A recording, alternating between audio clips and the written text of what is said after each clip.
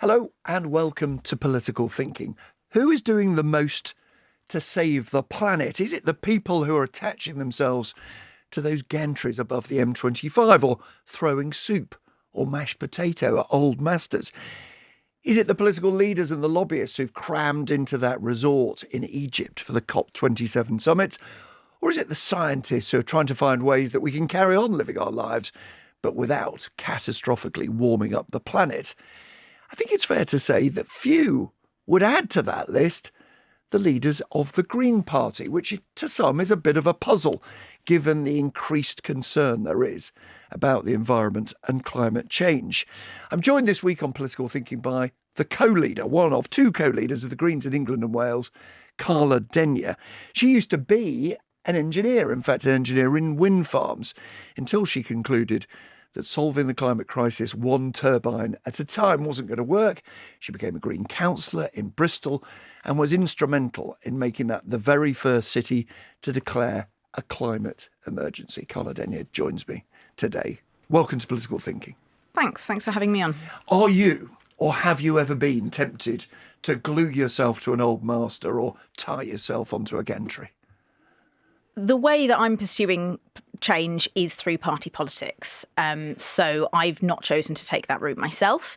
However, I do think there is a really important role for protest in any healthy democracy. You only have to look at the democracies that don't allow and stamp down on protest to see that just doesn't make for a good society, for good political decision making. But my focus as the co-leader of the Green Party isn't on protest in the streets. It is on getting fantastic Green councillors, London Assembly members and MPs elected at all levels of government to enact the policies that will tackle climate change. It is that democratic route, and protest is also democratic, but just at a personal level, is it something in your younger days that you were tempted to do? Is there a bit of you that looks at the people doing it now and think, well, if I was 18 again, I'd be doing it now? I have taken part in climate protests, and I do think that's a really important part of the mix. I guess part of the reason that I'm pursuing change through party politics is that I think that's where I personally can add the most value. I have a background as an engineer in the renewable energy sector, so I understand the science. I'm reasonably good with numbers, and I think it's good to have people who understand the science and the maths in the decision-making halls of power, if you like, to raise the issues and to ask the questions that need to be asked. But, and we will move on to talk about what you do and do want to do more of in the future.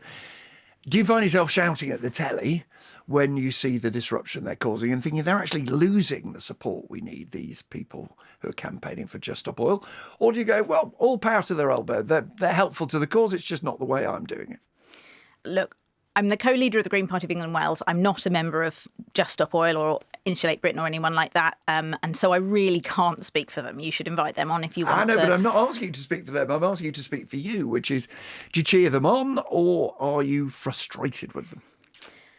I definitely support their right to protest. I think that's a key difference between the Green Party and the other political parties, that I think that their right to protest is essential, whatever the and consequences has an of the important process. role. However, that doesn't mean that I agree with every protest that takes place. Certainly not. I think some of them are quite well targeted and make their point well. I think others perhaps have not really targeted at the right people, or the balance of disruption might not be what I would choose. But it's not for me to decide. I'm not a member of those organisations. My relentless focus is on getting more Greens elected, because whether or not you agree with the methods that protest groups use, the things they're calling for are rapid action on climate change to insulate people's homes, bring down their bills, which is good for reducing carbon emissions, but it's also good for lowering people's bills, which is really important in this cost of living crisis. The difference is the Green Party are proposing those policies in city halls and county halls across the country, and increasingly in the London Assembly and in Westminster. You believe you've got the practical solutions. Let's talk about those in just